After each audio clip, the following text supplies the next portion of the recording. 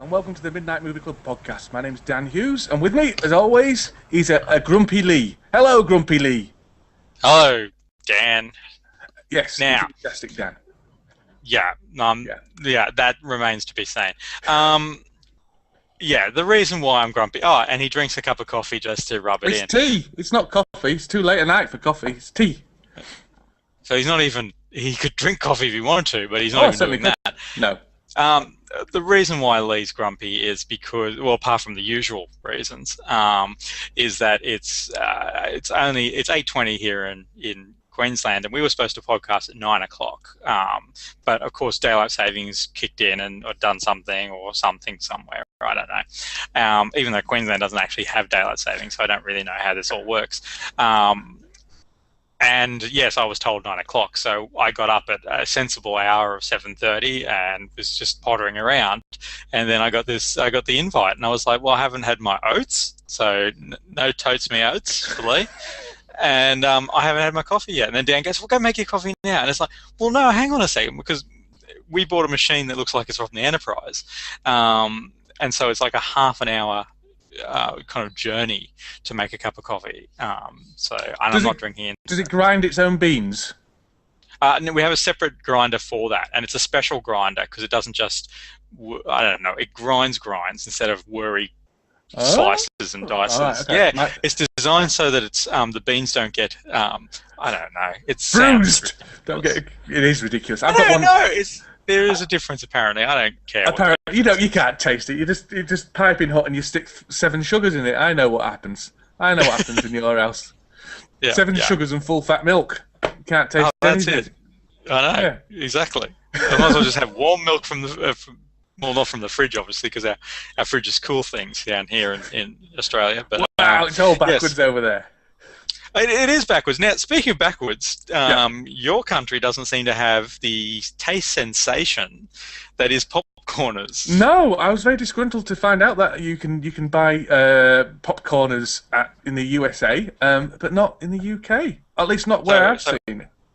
One of our listeners, Jeff, who's been on the show a long time ago, he discovered popcorners, and I believe he purchased and ate some. So. So we're still waiting on the report from Jeff to see how that went. See if it is the future. And then it was interesting because then a conversation erupted between, I think, a friend of his about how they're innovating food. Yeah, I mean, I guess so. I actually don't need food innovated that much. I don't mind popcorn the way it was. No. Popcorn is I don't want everyone to have the impression that I'm actually serious when I talk about, I've got something in my eye, it's terrible. Wouldn't normally matter if I was podcasting with that video. I could just sit there poking my eye out. But yes, no, I don't want everyone to think that I am indeed, I'm not anti-popcorners as such. But I'm also, wouldn't consider myself pro. No, you're not somebody who's in the cult of the new. Yes. No, I'm Switzerland in popcorn land. Do you have Snickers in Australia? Snickers, yes, we have Snickers. I don't know. Do I? I don't know what you have. You have all these weird things. Yeah. Have you had recently a kind of competition between the more caramel Snickers versus the more nuts Snickers? You can buy either one with more caramel. Or more nuts. No. Well, that is exciting. No, I don't think so. that is exciting. I wonder what. Well, again, I would have to sit on the.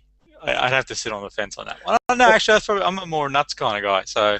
Yeah, well, see, I've looked into it, and the more nuts is something like 8% more nuts. So it's not exactly more nuts you can taste. And the more caramel doesn't seem to be more caramel. It just seems to be less of that nougat thing. So it's. Right. But they both taste nice. They both taste nutty. Well, I like them. Where's the nougat contingency? Where's the nougat? Yeah, I want just nougat.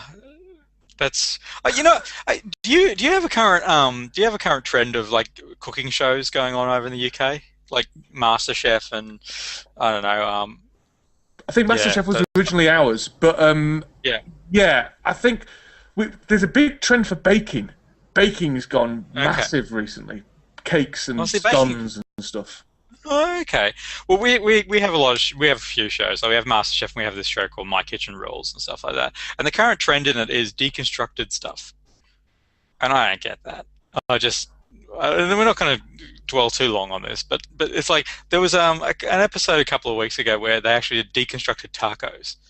So that's just lazy. That's not chefery or whatever. Is that just a taco shell and then some and then next to it, it's salad? like a pile of mince and then salad further down. No, it was like, it was just this thing kind of taken apart. No, it's not even taken apart. I don't get deconstructed shit. I don't understand. I don't understand what a deconstructed thing is. Is it the component parts and you have to put it together yourself?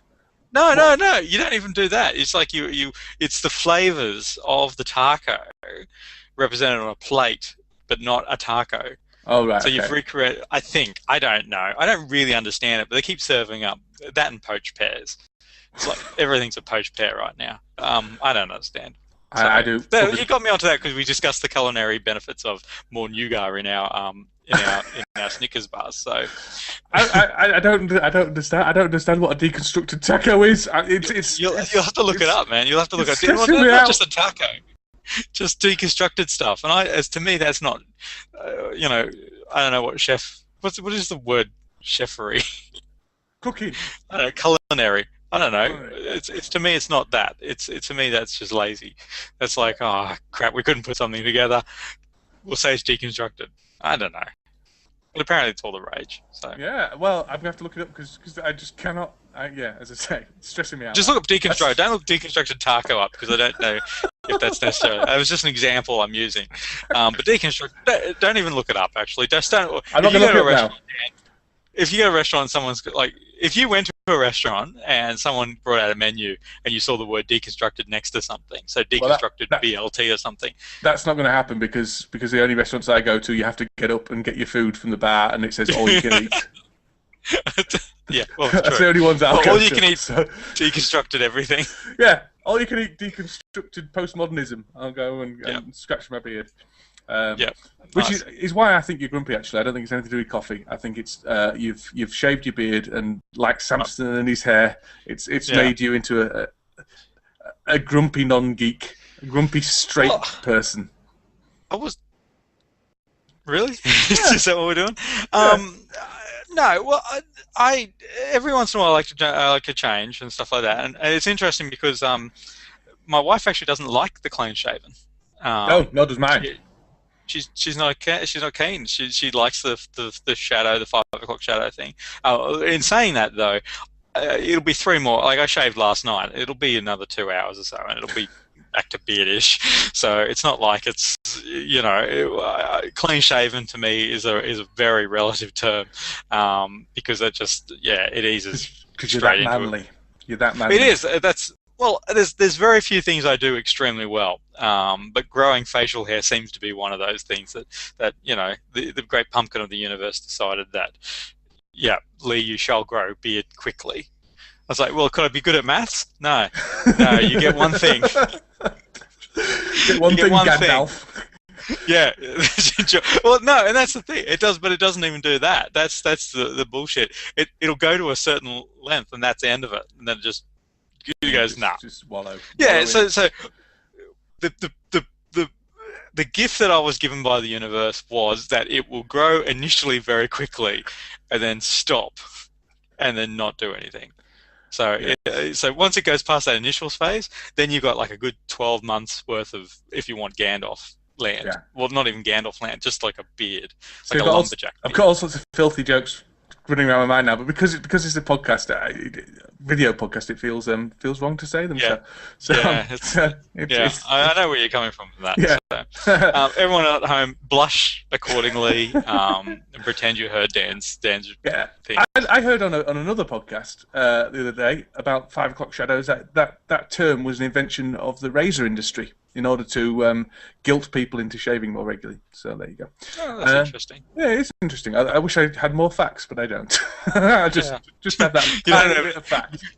No, you know what you just had there? You had my facial hair. A lot of fact up front, not a lot to follow through with. That's right. That's correct. That's correct. Yeah. You sent me some homework, Lee. I did. I sent you homework. So first thing this morning, I had got up and I found I had homework to do before tonight. So that's. In fairness, it was last night. So Yeah, the thing is, it's been like 2 weeks since we podcasted last. We almost podcasted last week, but apparently the plague hit your house, and you were Yeah. like, oh, everyone's dying, so we can't do it. And I was I like, wasn't ill. I well, wasn't ill, but I was up all night with children who were 5 times my baby vomited in my bed. 5 times. yeah, but that's to me, that's like, well, so what? I was up all night playing Batman too. So, really, I was tired too, man, but I was willing Yeah. to come in and put in. I'm And ashamed. yeah, you should be, because as I say, it's like, oh yeah, baby vomited on me several times. I mean, that's okay to ring up work with. Don't get me wrong.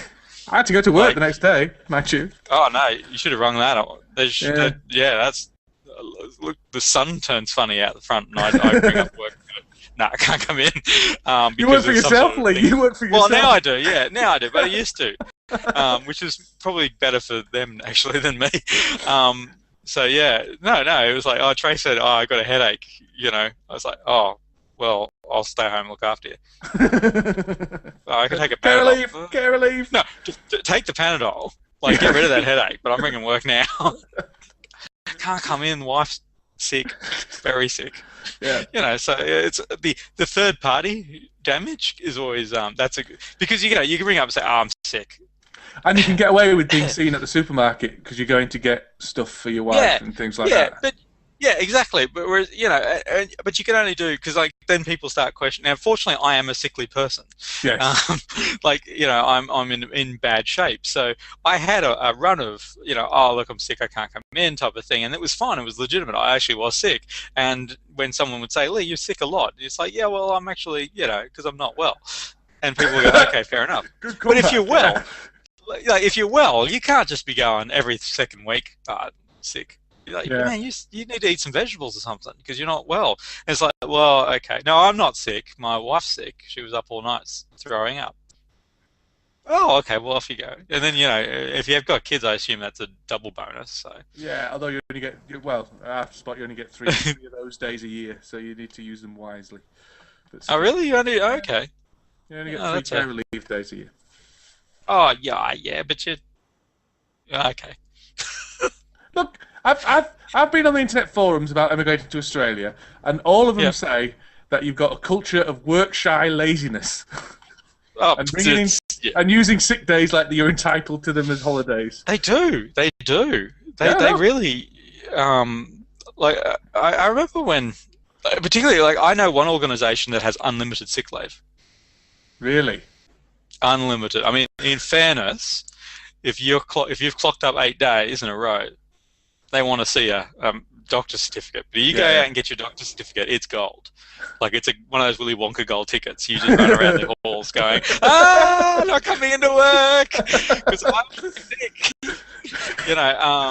It's their way of combating. I think there was something. There was some logical reason behind it because you do have to prove that you're sick. Yeah, I would have said so.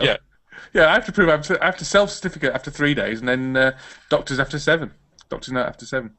Self-certificate? What does that mean? You have to sign something saying I am sick. Yep, I am sick. Oh, that's interesting. There was a thing at one stage here in Australia where chemists were going to be able to, like pharmacists, were going to be able to sign a doctor's certificate. Oh no, sign a sick note for you, so that you weren't going because I think there was a crisis at the time of lack of GPs and stuff like that. So they wanted to take some because it's the 7th day. Work's suddenly going, really, it's the flu, man.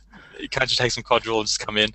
I gotta go see the doctor again. And, they're just clogging the doctor system up. And there was some talk about saying, but I tell you what, my pharmacist, I apologise in advance for any pharmacists who listen to this podcast. And I'm sure you that. Do you know what they are? They're all anal retentive pains in the asses of pharmacists. I've never met one that's not a complete anal retentive pain in the ass.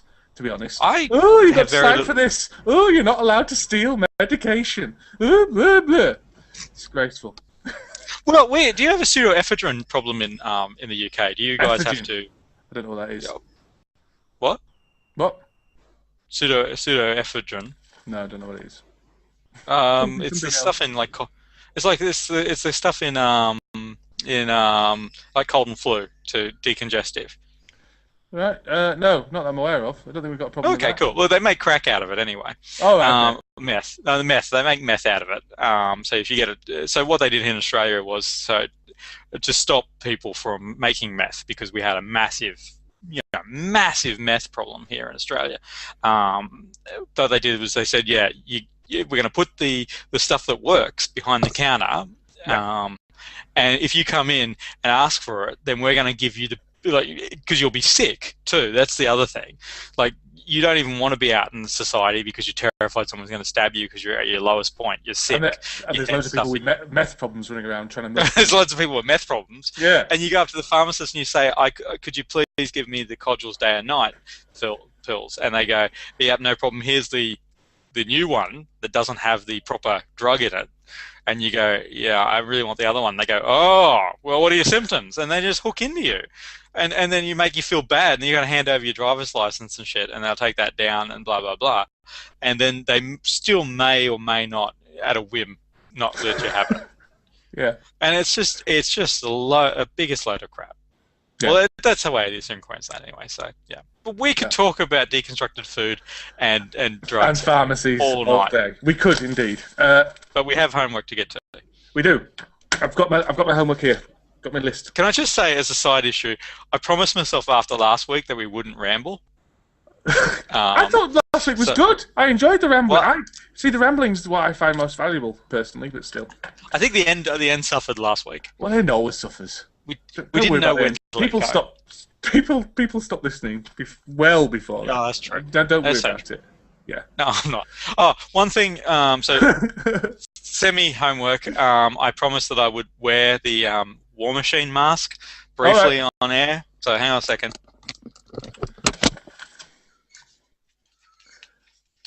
It's not a full head one. I'm quite disappointed. He can't hear me now, can he? That's good.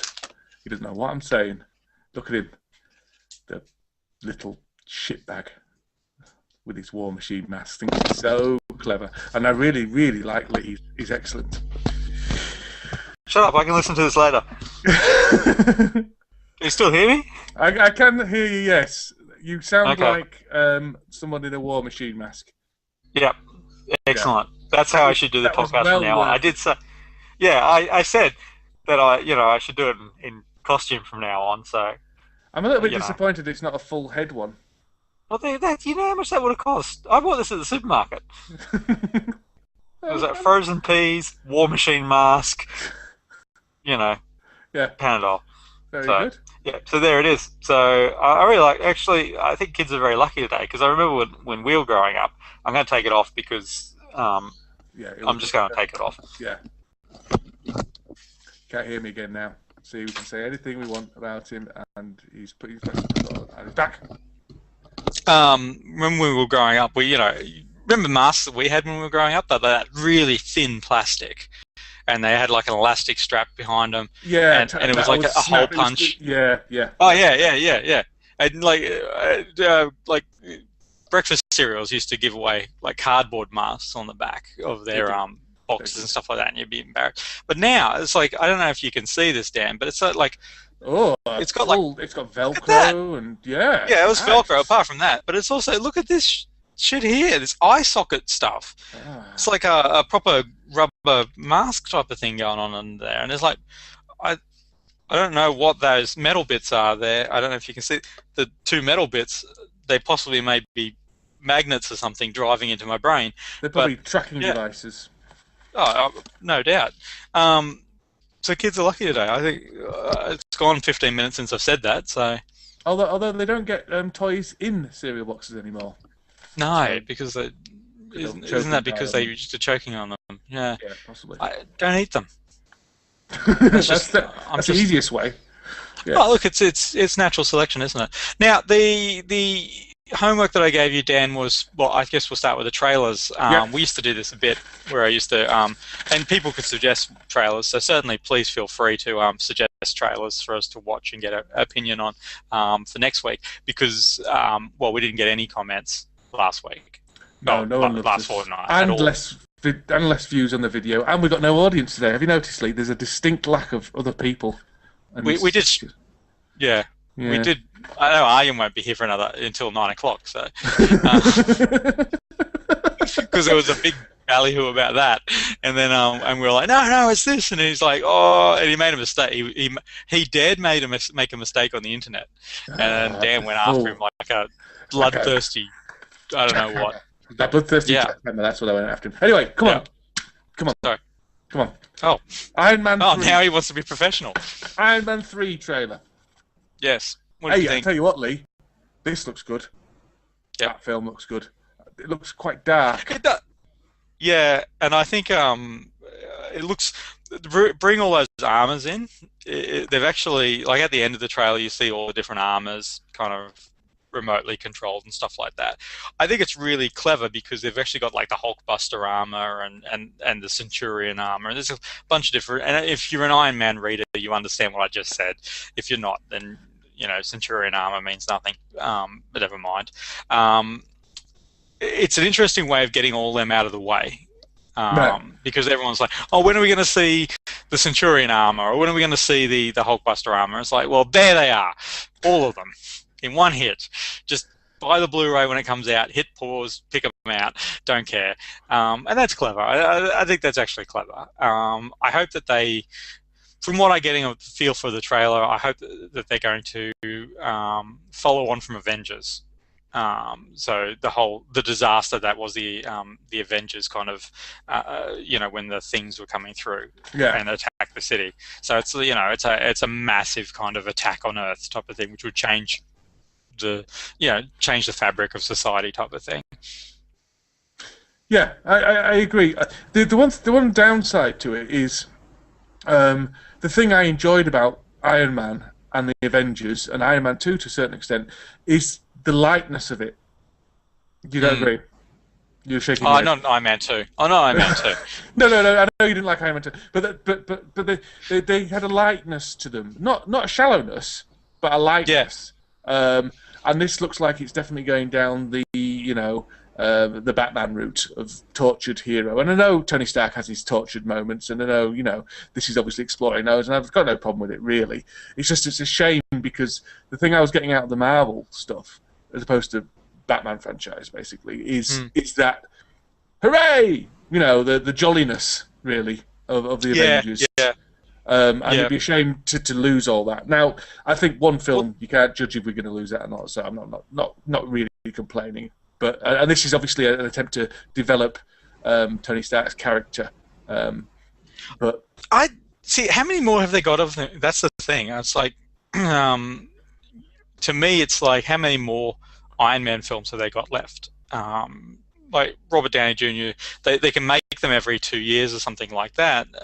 But there's going to be a point where they have to kind of, he's either going to become too expensive or everything else is going to overshadow the films. And so at what point do you kind of say no more Iron Man films, or we're not going to, Iron Man's only going to appear in Avengers 14.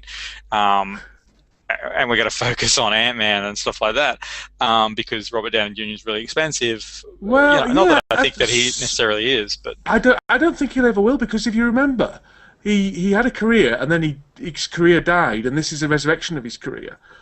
This thing, and I think he's going to be too hungry for the work. I think an actor that's been out of demand like that will come back, when they come back in, will be more grateful for the work and more happy in their niche.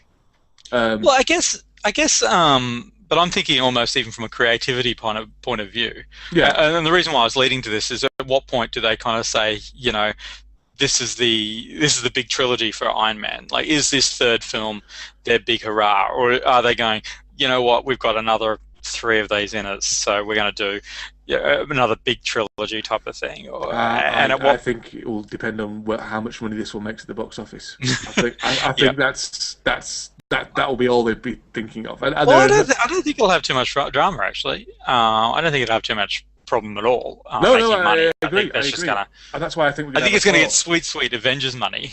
Is actually what it's going to get. Because Avengers was the big breakthrough.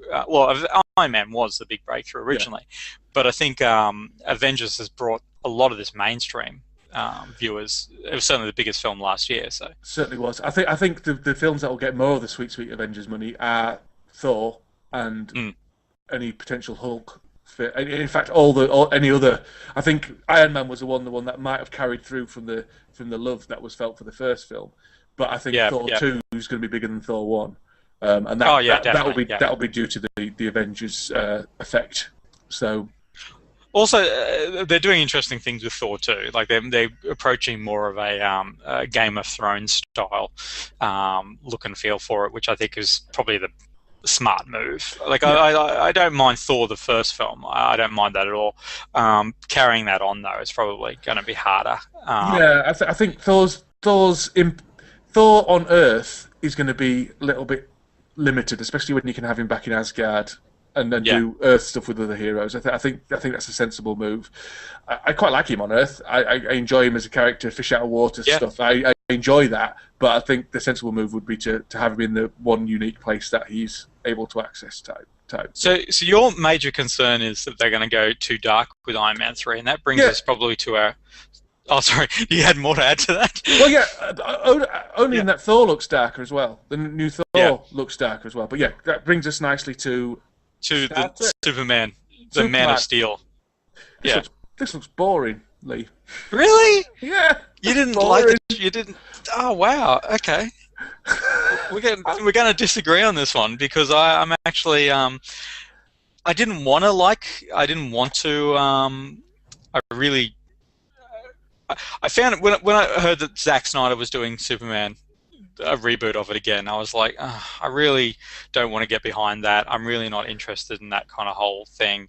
But then seeing the trailers starting to come out, I was like, well, that's not too bad. I actually, it's an interesting take. Obviously, this latest one shows, it's a much darker kind of. Sorry, I muted him. Go on, carry on. Yep, cool. Sorry, we're unable to mute people immediately right now because there's a setting that Dan can't find. I found it last week, can't find it this week. It must have disappeared. So, yeah, they got a lot of feedback saying, turn that feature off. So, yeah, Man of Steel, I think is... I actually think it looks epic. I think it looks majestic. I don't like the costume. You think it's boring. So I think it's boring. I think Superman generally is boring for me, to be honest. We another origins tale. Yeah, I think we know how Superman came to Earth. Kevin Costner, fantastic. Park Kent, can't go wrong. But this looks boring. I think that casting. What about our like the new Jor-El, our boy, Russell Crowe. Russell Crowe. Yeah, he's fine. I don't have any criticism about the casting other than the guy who plays I hope he Superman. throws a bottle at someone though. The guy who plays Superman seems a bit too.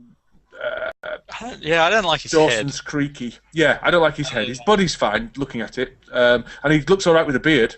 But I think he looks too much like he belongs on a teen. As Jeff just pointed out in the chat room, no curl, no Superman. Yeah, which is a good point.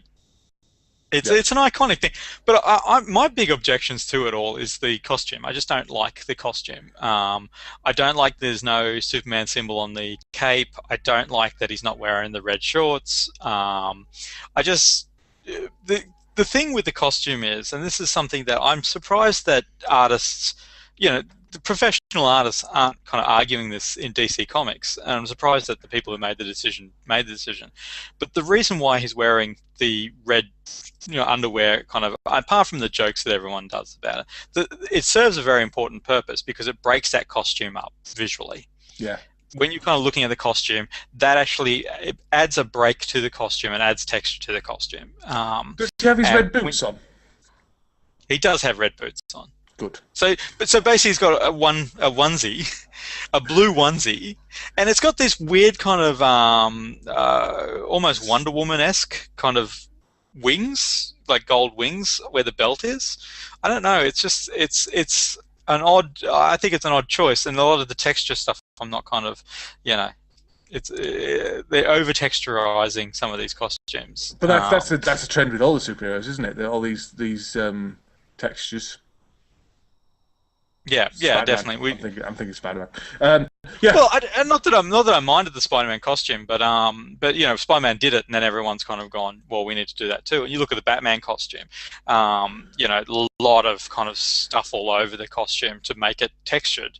And I'm not criticizing that costume, but it's, you know, because it's supposed to be more body armorish, but it's a trend in even the comics themselves. Like they've all got speed lines on them now. Like they've got, you know, this hyper realistic kind of seams and stuff like that, and you just don't, I really don't see, honestly, the artist must go, oh, really, thanks very much for that, you know. Oh, from now on Flash has 15 lines all over him. It's like, really, I got to add those extra lines. Yeah. I hope they get some surcharge for their ink or something. Brings us to the, so we're going to say you think Superman's a no. I'm actually really, really excited about it, even though I didn't want to be excited about it, but I'm kind of interested in it now. It's going to be the same stories they do every time, and then they're going to reboot it again, and it's going to be the same bloody story. Origin, and Superman's origin story is one of the dullest of them all. Boring. Yeah, that's my opinion. Fair enough. Now it brings us to the last of the trailers, Star Trek Into Darkness. Into Darkness, yeah. So, Dan, how did you go with that? I thought it looked very good. It looks very exciting. It's got Sherlock in it. It's got Sherlock in it in a very, very deep voice. He does have a very deep voice in this. He's got some awesome space scenes. Some of the battles look awesome, and some of the visuals of the Enterprise look wonderful. I mean, I'm not an Enterprise porn person like yourself, but certainly it looked pretty impressive to me. And also, I like the fact that this is Kirk becoming a captain. I think this is Kirk's transformation from headstrong person into someone who has responsibility for the other people on his ship.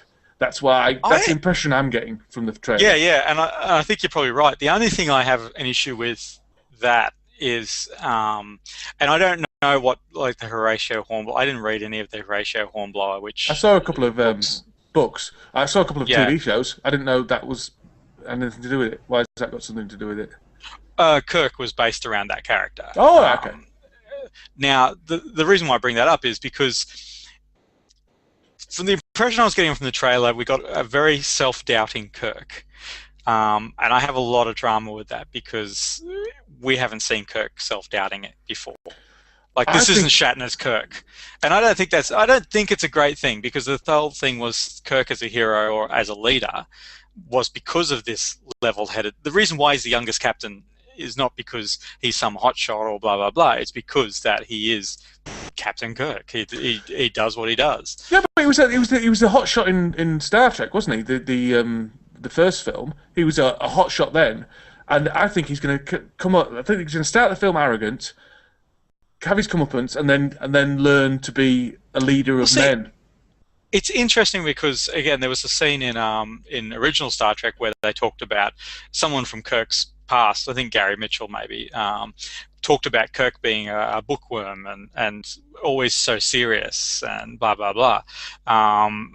And yes, they deviated a bit from that because Kirk's father died early on, type of thing, as opposed to the original timeline, making him more reckless and blah, blah, blah. So I'll forgive it for that, but I worry about the character of Kirk being diluted slightly if he doesn't just kind of dig in and get over that pretty quickly. Like, yeah. I don't want a wishy-washy Kirk. I want a strong Captain Kirk. I suppose so. I think we're still seeing his origin story. I think this is number 2 in his origin. So I think the fact that he hasn't got fully developed, this is how he ends up as a 45-year-old captain. But to me, maybe that's but he wasn't that, like, even from original Star Trek, he was the youngest captain still and stuff like that. But to me, I guess the promise of this film was that we were over the origin, that the last one was the origin film, and now we're going to get into a science fiction kind of Star Trek film. And that was my concern. Oh, look, I think it's going to be excellent. Trace, she's got concerns that Sherlock's going to be a little bit of a crappy character. She's a little bit worried that they're going to overplay that, and I can kind of see where she's coming from with that. I think there's a chance that they could. Yeah, he did look dramatic. And I do. Yeah. There's like a lot of melodrama from Yeah. him, type of thing, and that's just over and over and over, type of thing. And I do worry about the other characters getting overshadowed. I think Dr. McCoy, particularly, who I think is such a strong character, and a fan favorite. He's really been, relegated this kind of supporting role behind Uhura, and In the in trailer, line with Scott. we don't know what's going to happen in the film, but yeah, but that Yeah, happened in the other films as well. Some of them had more prominence than others, but yeah, McCoy should be front and center. Yeah, yeah. but let's see what happens. Oh no, Hopefully. looking forward to it. So Yeah. now the other thing I thought we'd do some conversations about movie related stuff. So that's what I included in the homework. Again, I asked you for a change. I know we've covered you know restaurants and whatever already, but quick question for you: is there a good remake out there? Depends on your definition of remake. Okay, Um, there are go further with that. there are good remakes out there. If you count Batman Begins as a remake rather than a reboot, if you count Star Okay, Trek as a remake rather than a reboot, then yes, there are. Which isn't to take anything away from the originals, but reboots can be very good. Remakes, same plot, same characters. No, I don't think so. I think if something warrants a remake, then it was good in the first place, and usually they don't. I can't think of one that. I had a quick look on the internet because I wanted to cheat, and Casino Royale was cited as being the top best remake, and it's like it's got the same name, but the plots and Casino Royale starred the original one starred David Niven and Woody Allen for God's sake. yeah, I wouldn't classify that as a No, remake. exactly. No, not at all. Not even a reboot. To be honest, I think it's bollocks. It's just 'cause it's got the same name. Doesn't Yeah. mean it's the same film. Um, so I'd say yes if you're counting reboots with different plots but the same characters, but no if you're counting remakes like Psycho, for example, is the one that Yeah. springs to mind. Evil Dead. Not that I've seen it, or not seen No. the first one or the second one, but I mean the other thing that's often cited is Scarface, but I haven't seen either of those either. So I don't know whether Yeah. that's the case or not. I What guess about yourself? yeah, for me, I guess John Carpenter's The Thing, which was a remake Yeah, of A Thing from Another World, is probably the strongest. Now, you've got to look at what those two films are. Like The Thing from Another World is this, a 1940s science fiction kind of film, in very much in the vein of those styles of films. mm, And then he kind of reimagined it as this kind of Cold War kind of thing. Um, and I think that was appropriate. I think there was enough time between films, and I think he's basically, and then it's also had a separate kind of genesis anyway in a short story. So, yeah. so I think I'll give that. I'll pay that. But I kind of go. I probably don't agree with the reboots. I don't think they're the same thing as a remake. No, I think a I reboot. don't either. I was just No, I agree throwing with it out there. what you're saying. Yeah, It's to me, it's like remaking RoboCop, for instance, is ridiculous. Considering that RoboCop was, why you couldn't make a film which follows on, yeah. and be a reboot to some degree. I don't know why you couldn't do that. I don't know why they need to retell that. The only film I can think of that I would actually say, yes, I wouldn't mind seeing them remake that is, and I thought long and hard about this, because I didn't want to come going, duh, Oh, because I asked this the is the question. second question, though, isn't it? This is the second question. Oh, This is, okay, yeah. this So, just okay, to I'm make it going to go clear. The Thing, and I'm also going to suggest Evil Dead 2 as remakes, because Evil Dead 2 is essentially a remake of Evil Dead 1. Yeah, And it's and a much it's come superior. out as saying that as well, hasn't he, Sam Raimi? He's come out Yeah, as saying oh, that. definitely, yeah. And I think it's a superior film. But even then, it's like, you can argue whether or not Mad Max 2 is better, whether or not that's a remake, really, or whether or not it's a continuation. And it's, but definitely Evil Dead 2. Yes, the other question was, is there any film that you would like to see remade? No, but there are films which I could see being good remakes. Yeah.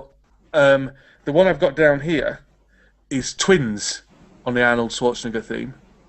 Okay. Twins starring The Rock as Arnold Schwarzenegger and Zach Galifianakis as Danny DeVito. I There you love go. that casting. I love that casting. I didn't like Twins the first time round, so No, I this is don't why. necessarily want to see it the second time. This is why. This is why. I didn't like Twins the first time round. I thought it was let down by Arnold, who I know this is a controversial statement, but I don't think he's a good actor. I don't think he brings anything to most films he's in. I think he just happens to be in good films on the whole, and I don't think he can do comedy for the life in him. I think his only comedic thing is, oh look, it's Arnold Schwarzenegger being funny, which wore off after Kindergarten Cop. But I think those two characters have charisma. Danny DeVito, no problems at all. He's just too old to play the part now. Danny DeVito's a fantastic actor, but those two characters, those two actors would work very well in those two roles. Which is, I don't know why that instantly sprung to mind. Probably because I was watching an Arnold Schwarzenegger film for this show. That's really it's really good. Yeah. I'm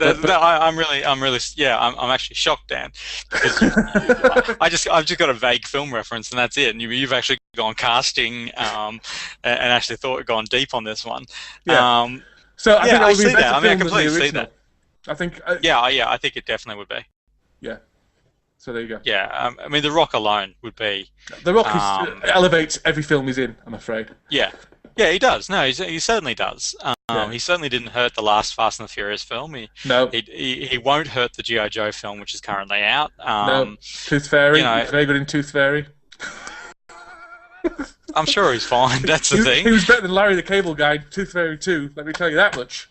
I don't know about Pain and Gain, or which is his current. He's got a Marky Mark film. Let's see. So what you got is the wonder that is The Rock being brought down by the wonder that is Marky Mark. He's all right. He's Marky Mark. He's all right. Yeah, he needs to settle down. He's got a funky bunch. I know that much. He does have a funky bunch, but he doesn't bring the funky bunch out anymore. That's the problem. There's no funky bunch. My choice, Never-Ending Story. I actually would be completely behind them doing a Never-Ending Story remake. Yeah. But I'd actually hope that they'd go back to the source material and do something like that. Do something epic like they did with Lord of the Rings, but with Never-Ending Story. I think that would be really, really interesting, as long as they don't change the design of the Luck Dragon. Yeah, I'd be okay with that. Don't feel you have to come in and change that. But overall, I think that's particularly with the type of films that are coming out right now. Although in saying that, The Hobbit wasn't, to everyone's liking, but that style of film would lend itself really well to. Give it Peter Jackson, The Weta Workshop, and see what they do with it. Probably not Peter Jackson. Actually, probably Del Toro would be a better person, and The Weta Workshop. The only problem with Del Toro is he tends to put his own designs on stuff. Hellboy 2, Hellboy 1 was very much the Mike Mignola look and feel of the comic books, and Hellboy 2, that's where him and Del Toro had been, Mike Mignola and Del Toro had been, becoming very good friends and becoming a lot more comfortable, and Del Toro then introduced a lot of his own kind of Pan's Labyrinth kind of look and feel to it. Yeah. And that's,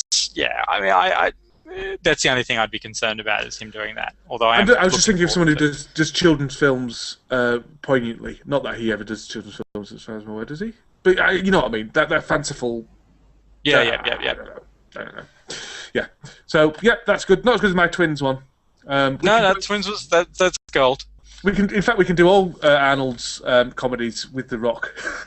Yeah, that's true. Actually, and all Sylvester Stallone's as well. So we can do Stop on My Mom Will Shoot. We'll do that. No, you don't. Well. You don't touch that. You don't even go near that.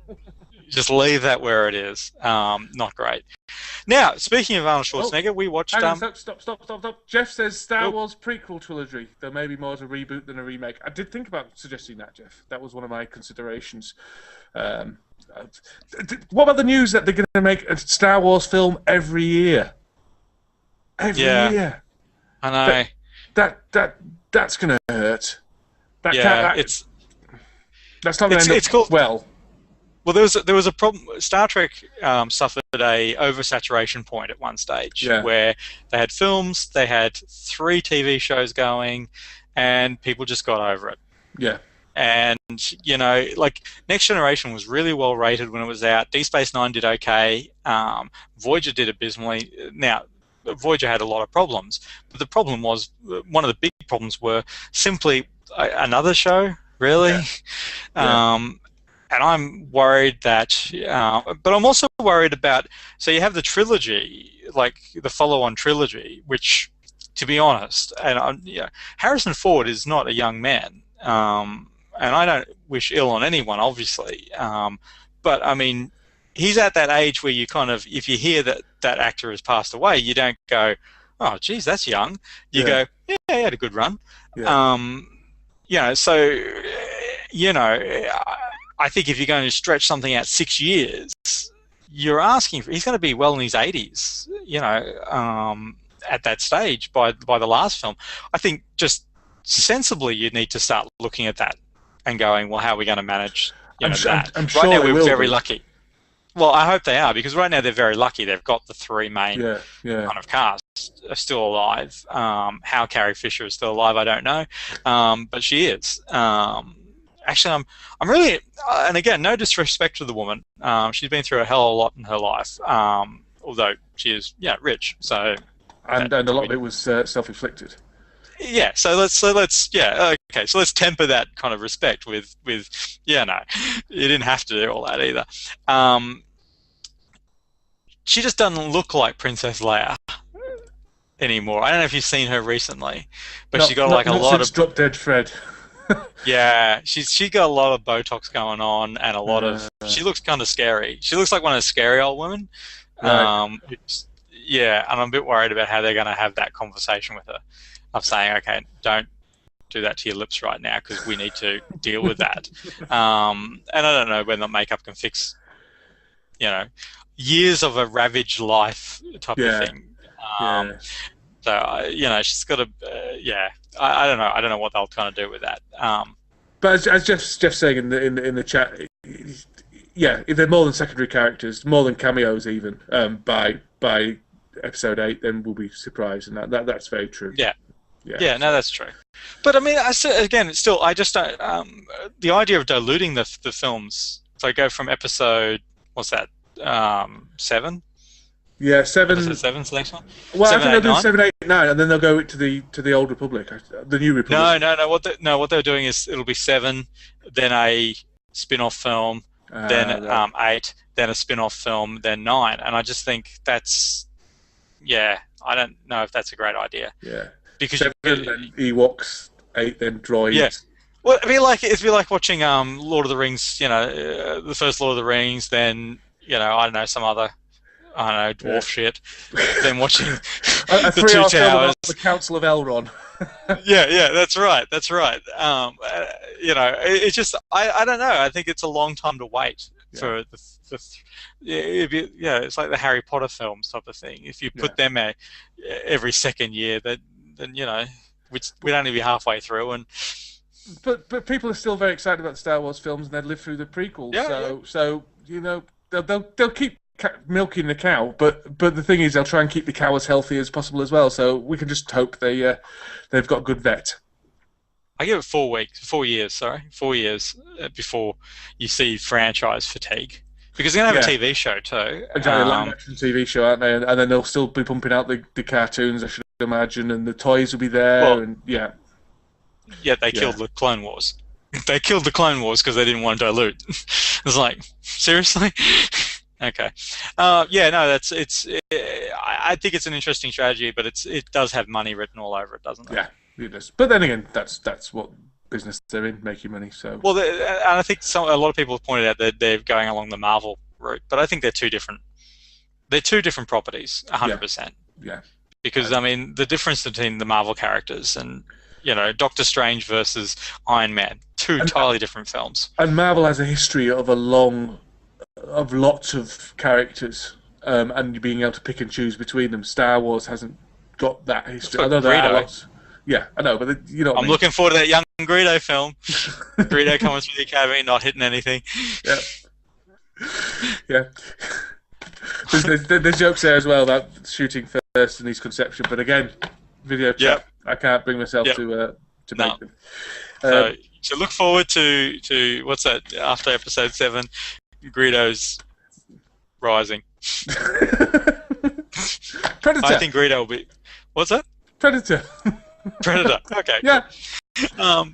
Yeah, this is where I was trying to get us to before, but then we went down. I distracted you. Yeah. So Predator. We watched Predator. I haven't seen this in years and years and years and years. I've seen bits of it in the last couple of I think I've seen like half an hour on TV here and there, but I haven't watched the full thing for a long time. I barely remembered it, to be honest. No. Like I know all these people are quoting these cool lines from it and stuff. But I barely remembered any of those lines. I don't remember them. I knew them because people quote them, but I knew them, but not because I remembered them. Yeah. I think I must have seen this in my early 20s last time, maybe even before that. Yeah. What do you think, Lee? Look, okay. So I don't have any notes from the film because what happened was basically we sat down. It's in the dark. I see you have notes, but when you hear my reason, you'll be ashamed that you did it. Because I had the iPad there, and so I was writing down notes. So the first opening scene where they have the spaceship come and drop off the Predator, I thought that was very reminiscent of The Thing. We talked about The Thing a couple of months ago, where there's no question about it. Up front, alien, UFO, knock yourself out. Like, just deal with that type of thing. Oh yeah, 9 o'clock, Artyom's here. You'll have to mute him. Yes. Hi, Artyom. How are you? You're late. You missed the whole hour because Dan and his time rubbish. Okay, so I'm running down the notes about Predator straight off. But the thing is, so the iPad's there, the light's on, the rest of the room's dark, and I'm missing things as I'm typing away. And I kind of stopped and went, you know what? I want to watch this film completely without distraction because I'm actually really interested in watching it. So I put down my notes and everything and just watched the film through. And yeah, I'm really kind of glad I did because I actually really enjoyed the film. I'm surprised at how strong it is. It was surprisingly strong and surprisingly compelling as well, especially seeing as though you knew exactly what was going to happen because I knew that much. I can't remember which order they all die, but I know they all die. It was a film of basic pure trope. I mean, this is I don't know, just all cliche almost. Yeah. But it was awesome. It really was awesome. The characters were good. You know, they're all complete stereotypes. You know, the Native American tracker. I thought, Trace asked about that too because she watched it with me too. Because I've taken to forcing her to watch the Midnight Movie Club movie on like a Friday or Saturday night now. Oh yeah. It's marital harmony. But she was kind of saying, "Oh, is that right? Can we do that?" I'm like, "Yeah, he's just very good at tracking, so he got the job." God, I did think his death was interesting. Where he kind of just goes out to kind of delay the Predator by about 3 seconds. Yeah, he probably didn't need to do that. He should have had a better death. I felt, or at least, but never mind. Well, we never even got to see it. That was the thing, and it was interesting because, well, for one thing, fighting on that log was not going to be entertaining anyway. No. And he'd gone out and he'd already cut himself once, so he was suffering from blood loss from going out there and cutting himself. It'd have been better if he'd been injured and was making a last stand. You know, I think. Yeah. I felt that's what that was missing, really. Yeah, but... and there was the African American guy who kept shaving himself and stuff. And at one stage he was nervous, so he's sticking the razor blade through his cheek, which I really wish he wouldn't do. I didn't need that. But even his kind of he went off the deep end a little bit and then went after. I thought that was really an interesting direction to go in. So I liked it. And even Jesse Ventura's death, that was out of nowhere. Yeah. It's kind of he's just standing there, and then he blows a chunk of him out of his chest, type of thing, and it's like that's really. I expected him to kind of go down, fighting type of thing, but they actually didn't do that. I thought that was clever. Yeah, no, it was awesome. It really was, and the tension was being racked up. It starts off as this kind of action film, pure action film, and then slowly morphs into a suspenseful horror. Really, and like, And and to a point. go Well, on. I was going to say to a point where it's clever in that you'll forgive it. Like, I'm sorry, that thin layer of mud. No, Yeah, yeah. I'm no, thermal engineer or anything like that, Dan. You know that. I've never made claim to be a engineer, but I'm pretty certain that that's not Well, masking your. yeah, that your entire body heat. Otherwise, Yeah, yeah, because I've seen other films where they had to mask someone's body heat and they have to wear those neoprene suits and it's suffocating them type of thing, and so it's a countdown before they'll roast alive. It's just one of those things which it's a clever idea to a point, as long as you don't scratch the surface too much yeah. Because if you scratch or the surface breathe. too much, the mud will come off, and then you'll be able to see. Exactly right. Yeah, But it was it was this clever kind of yeah. idea It of was him like, yeah, overcoming. well, we accept that. I mean, Yeah. Don't get me wrong. I thought the kind of point of view shots from the alien was excellent. I mean, I was thinking about it, thinking the first time you saw this, if you were sat in a cinema and didn't know much about this film and saw Yeah. this the first time, it would have blown your bloody socks off. I'm convinced of Yeah. it. Because that thermal, and there is a point, how fair enough, the alien could see the body heat, but he couldn't see fuck all else, so he was banging into trees and branches and Yeah. all sorts of stuff. But still, Yeah. we'll take that as read. But yeah, I just but it's a clever filmmaking too, yeah, because here you go all you have to do is run that through a filter or something, and you don't have to show the alien. yeah, So for half the film, you don't have to show the alien, but you bring the alien in. That's the point. I mean, the alien's present, but he's not on screen, so you don't have to see him. I think that was very, very clever. yeah. I think, yeah, I mean, without its stereotypes in the film, which it does have. I mean, the soldiers themselves are just this bag of stereotypes. It's straight out of a kind of bad computer RPG. You've got your heavy, your Texan heavy, your Indian tracker. It's like straight out of a bad computer RPG. It really is. But well, even the setup. Yeah. I mean, the setup too is like Arnold getting off the chopper with his polo shirt and I don't know. It's just cigar. Yeah.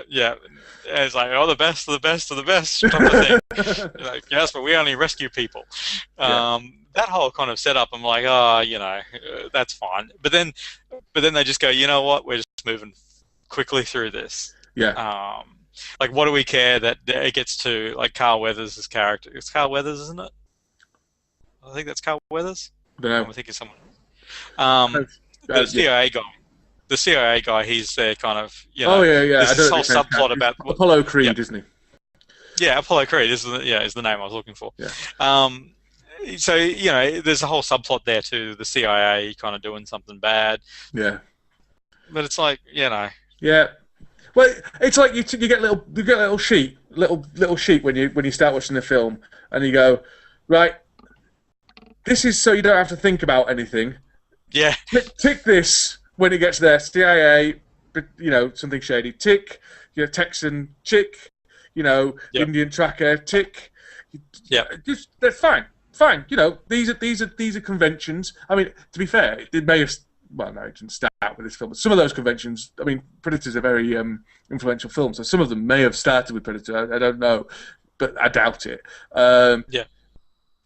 They're just stereotypes, but that's fine because that's not what's important. The important thing is the feeling and the tension and the claustrophobia and the not being able to tell. Well, see, that's the thing. You could take the Predator out of this film completely, and you can take that whole element of this film out of it and make it just the enemy. So a guerrilla group of, whatever or type of thing, or another army, and this film would still work. That's it, yeah. Or, a native tribe that are taking people out, or whatever. I mean, actually, a native tribe would be really interesting. That's the thing. You could easily replicate this film perfectly without the Predator, using a native tribe as the thing, and Arnold, even the Arnold kind of having to strip down at the end and employ kind of all those kind of tribal kind of weapons and stuff like that. I mean that's would work so well, even in that kind of thing, because I mean that's what the film is at the end of it. It's trying to strip back Arnold Schwarzenegger's character to pure humanity versus this creature whose technology is slowly failing as well. I love the way at the end neither of them can see each other. and I think that's Yeah, fantastic. That kind of they're both on a level playing field to a certain extent because they're both in the same position. So the predator is both the predator and the prey, and same with Arnold Schwarzenegger. yep, It's just like that battle of equals almost, yeah, and that's yep. awesome. And that's because Trace asked at one stage because he throws his missile launcher off, and she's like, "Why the bloody hell would he do that?" And I'm like, "I think it's because the predator wants the level playing field." Yeah, Like I know his tech was failing at that stage, but I think also um, there was a matter of when he throws that off, it's like leveling the playing field back to the point where you don't have missiles launching from your shoulder blade. So I'll throw that because I want to fight you hand to hand because so far you've been a worthy opponent. yeah, I certainly got that feel from it, and certainly from the lore of Predator, like particularly in the comic books and stuff like that, where Predator's been explored a lot more than in the films, and I think to some degree Predator 2 explores this, yeah, that whole thing of the respect at the end of it type of thing, of like had this been made, with the same conventions of the follow-on Predator stuff, you would have had the spaceship returning and handing Arnold Schwarzenegger handing him some weapon or something like that. Yeah, a trophy or something like that. So yeah, I mean, it's also interesting to note that the reason why I really wanted to, because I suggested this to you, the reason why I really wanted to watch this was because I watched Predators recently. Because I got a Blu-ray pack of 3 films, Predator 1, 2, and Predators. And kind of watching that and going, you know what, I'd really like to be interested to go back and see what the origin of this character is, type of thing. And it's very interesting, kind of, I think Predators probably copped a bad rap when it came out because it followed Alien versus Predator 1 and 2, and by that stage people were kind of thinking it's a bit of a joke. yeah, Which is always the problem with those type of films, because you dilute the threat of, like, you see Alien versus Predator, it's just this B grade kind of rubbish type of thing, and it just hurts kind of the next film of the legitimate series. And let's face it, the more you see the Predator, the less scary it gets as well. And that's the entire the premise of this film. The more you see of it, not the less scary it gets, but that build up and yeah. Well, it's a classic line. It's a classic line from Arnold Schwarzenegger. If it can bleed, we can kill it. Yeah, yeah. And I love that. I love that kind of thing. Up until that point, it's just been the jungle came to life, and blah blah blah. But you get to a point where it bled. Oh, good. Well, that means we can kill it. So it's real, type of thing. Yeah. So it's not mystical or anything like that. So it's an actual physical thing that we can kill, and I kind of like that. It reminded me of a scene in Battle LA, Battle Los Angeles, I think it's called. Yeah, I really like that film. I love Battle LA. Anyone who kind of goes, oh shit, and it's like, go away. It's a real fun. I enjoy it. I enjoy the shit out of that film. Tracy thinks it's because I got a thing for Aaron Eckhart. It's not true. Just because he was in the core also doesn't mean anything. But the scene where they're actually performing kind of the makeshift autopsy on him, on the alien, I really enjoy that sequence because whilst it's not believable in any way, shape, or form, them just cutting this thing open and him stabbing shit just to see where they can kill it. I wear that as it's ridiculous, but the concept of the idea of they have to work out how it bleeds, how it kills. I think that's really clever, and I was kind of reminded of that to some degree. Of the more the predator gets injured or blah blah blah, the more he reveals about how to kill him. So Arnold works out that phosphorus. I don't know where he got the phosphorus from, but he works out that flares, wasn't it? Yeah, flares and stuff like that. He can do that. To blind it. I thought that was interesting. Like as he works stuff out, he knows that he can try and kill it via these different ways, or how he tries to learning the mud thing. He knows that it can only see via heat, so set stuff on fire and stuff like that because it'll distract. So, I think it's a lot more. I think it's a lot. It's a more clever film than I thought it was going to be, and I always seem to remember it as a bit tedious. Yeah, but it's not tedious at all.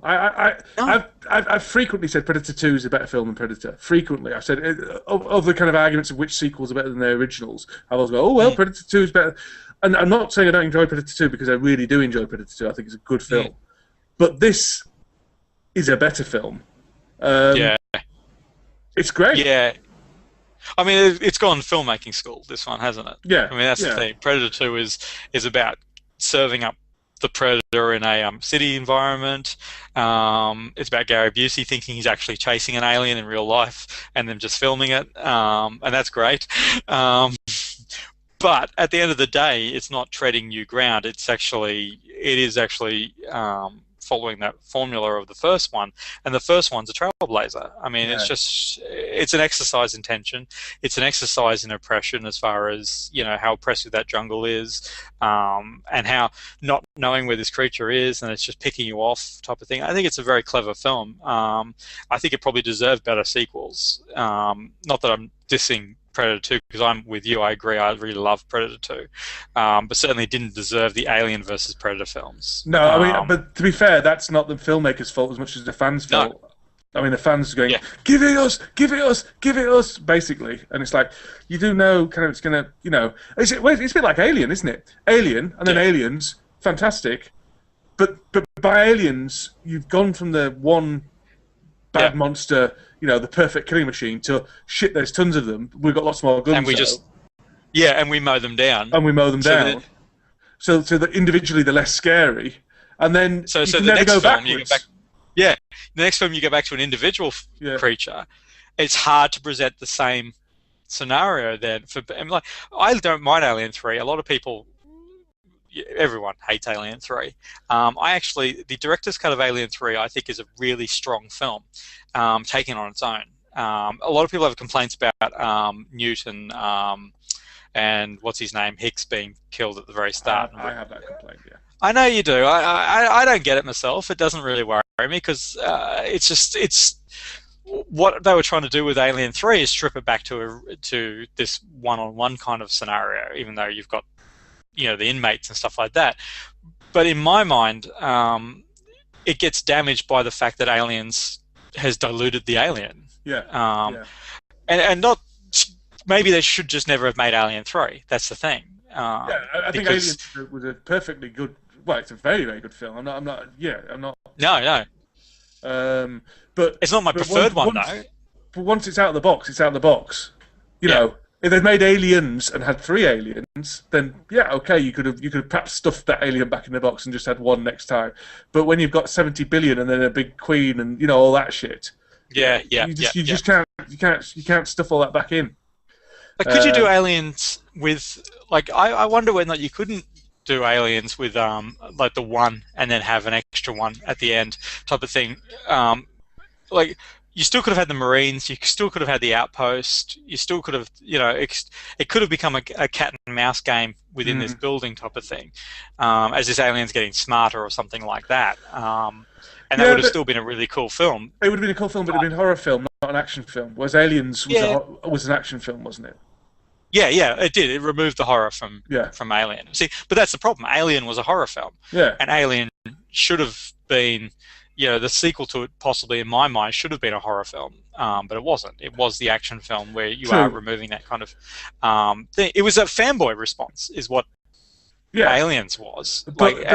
This is not to take away from the film. I do still love the film. Don't get me wrong. I don't want the hate mail of, you can't believe you hate Aliens. I don't hate Aliens. I think Aliens it's an extraordinarily fun film to watch. It's an extraordinarily great film.